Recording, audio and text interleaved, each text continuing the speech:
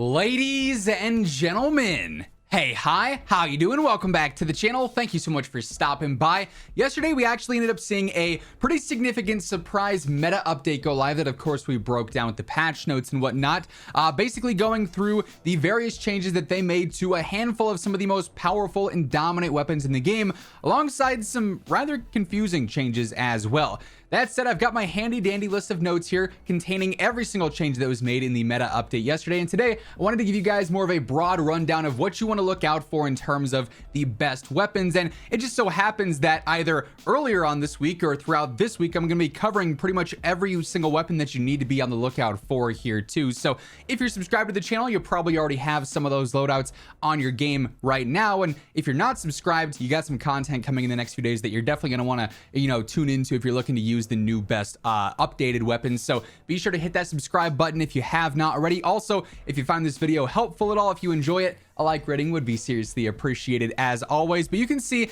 this is the general meta breakdown that I had before this update went live yesterday.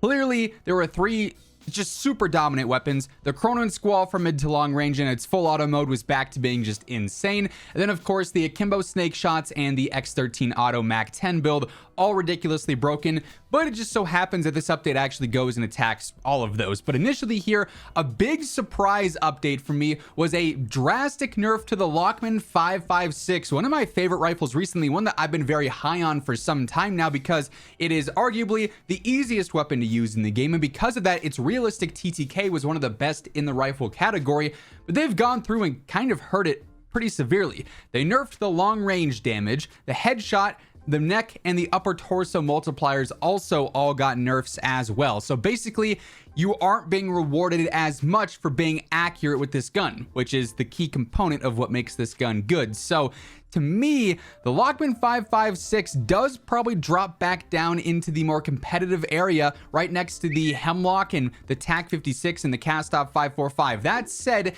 there are two weapons in particular that I'm really, focusing on potentially jumping up into the top tier, and that is the Cast-Off 5.45 and the STB 5.56. Also, the Cast-Off 7.62 absolutely needs to be up here in the top tier category. Not sure why that one was dropped down, but anyways, as I was saying, these are two weapons, the STB and the Cast-Off 5.45, that you definitely want to have your eyes on.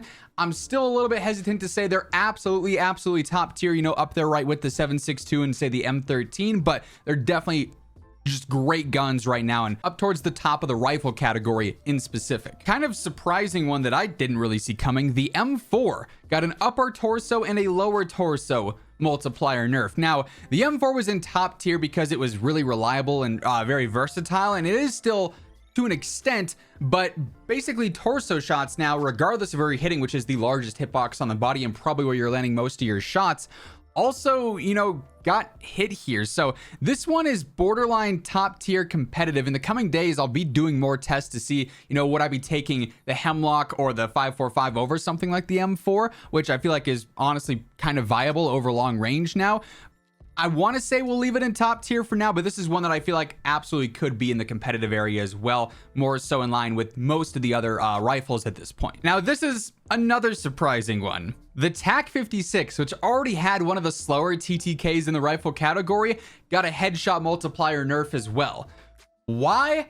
I could not tell you.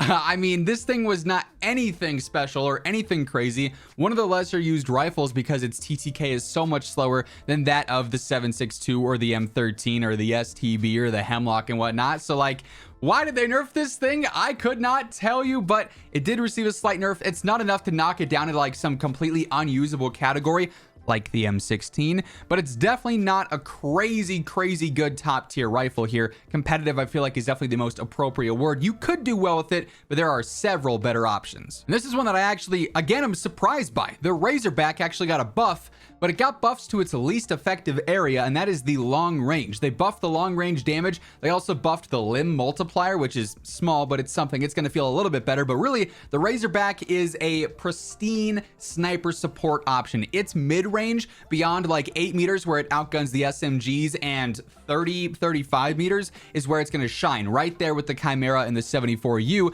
It just so happens to be like the best of both worlds. It's got a slightly slower TTK than these two, but it's faster than the Chimera and has way better velocity than the 74U for the mid-range. So you're getting the best of both worlds with one single gun here, and now it's going to be even better except for the long range. So it's going to be a bit strange there. You won't see it used in that many gunfights in the long range as you would the mid-range or even some close range, but it's better. That's the end, you know, of that part. It is simply better than it was before, and it was already very good. And then this is a big one, the Cronin Squall. It got a max damage, a close damage, and a minimum damage nerf, so that's basically doubling up on the long range damage.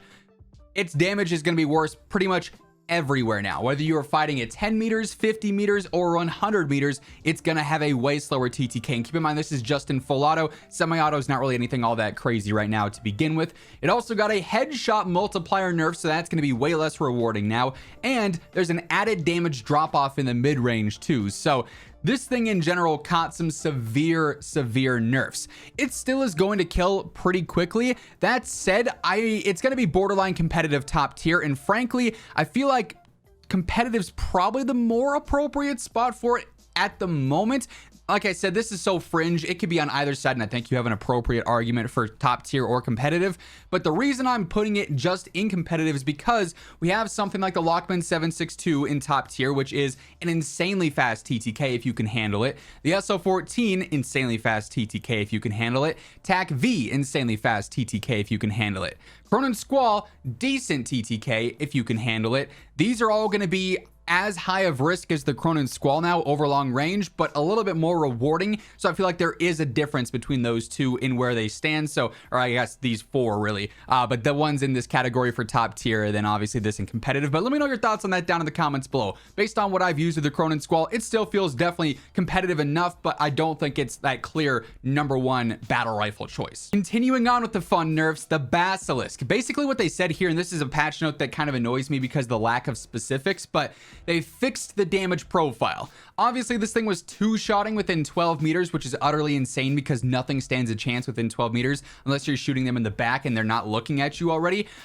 So they just fixed that. It doesn't two-shot in 12 meters all the time. Now, if somebody's not full plates, it's still going to absolutely erase, but this is something that I feel like drops more so into the competitive category as a solid pistol choice. And keep in mind, this is using it as akimbo snake shots, not just as a straight-up Basilisk. That would probably be down more in the average or maybe below average because it's so unforgiving. But akimbo, you at least have that forgiveness factor of having two weapons and that hip fire accuracy, right?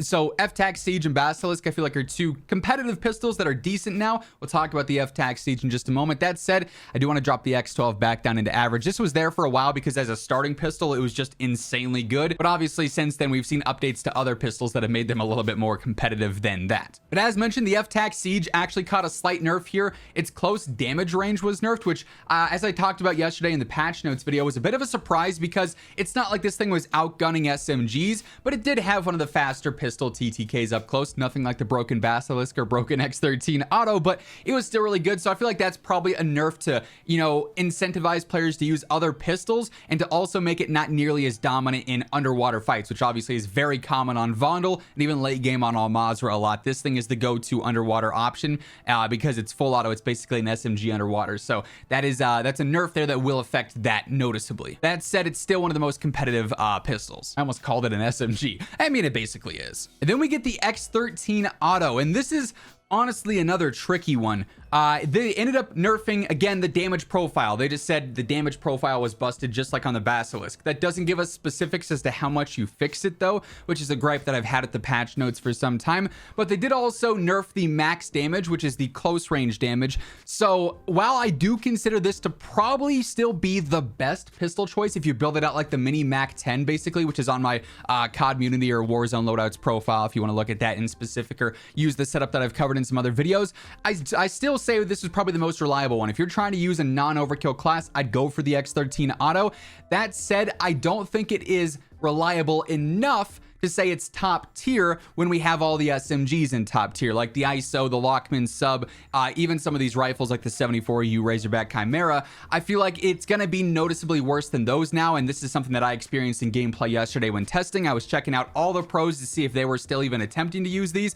It was all SMGs now, and there's a good variety here that we'll be talking about later this week, so again, stay tuned for that. But these three pistols are all great choices. I would lean towards the X13, but you've got options here if you like the feel of the F-Tac more, you like the annoyance of the akimbo snake shots more, and the rage that causes in game. And we did see a couple of shotgun nerfs to, well, our two main shotguns, the MX Guardian and the broadside slightly. On the MX Guardian, this got a much more severe nerf. It got a close range damage nerf, a mid damage nerf, a long range damage nerf. They also nerfed Dragon's Breath on it pretty severely as well.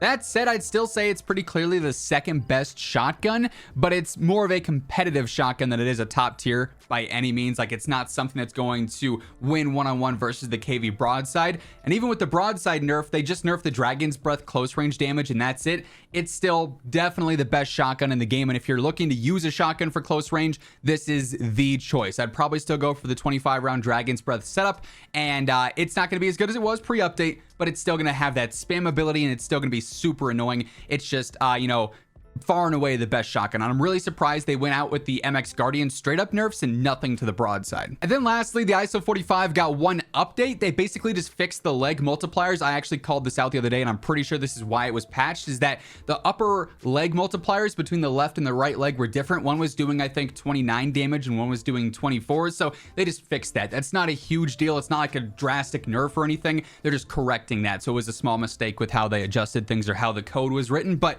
overall, we're back to this very healthy meta of no super broken guns, which is fantastic, and pretty much everything in top tier and competitive right now is absolutely usable. Obviously, there are some better choices in certain areas. Mainly top tier is the weapons that I'd look out for the most, and you can get a nice mix and match of AR SMG, LMG SMG, even LMG AR if you want to double up there. Battle rifles obviously in the mix too. There's some truly phenomenal weapons here that are not on the level of being broken, but high risk, high reward in some cases, low risk, high reward in some cases. Solid meta all around. Like I said, I've pretty much covered or will be covering every weapon here this week, either in some videos from the past couple of days with like the long range meta or some upcoming videos as well. So stay tuned for all of that. Go check out those previously posted videos if you haven't seen them yet, if you're looking for some setups for these guns. But that's going to wrap things up for this video. If you enjoyed, let me know by dropping a like on it. And if you're new here, be sure to hit that subscribe button, turn on those post notifications. That way you can always guarantee you are up to date with absolutely everything going on in the world of Call of Duty. But once again, thank you so much for tuning in. And until next time, take it easy, have an awesome rest of your day, and I'll catch you guys later. Peace out.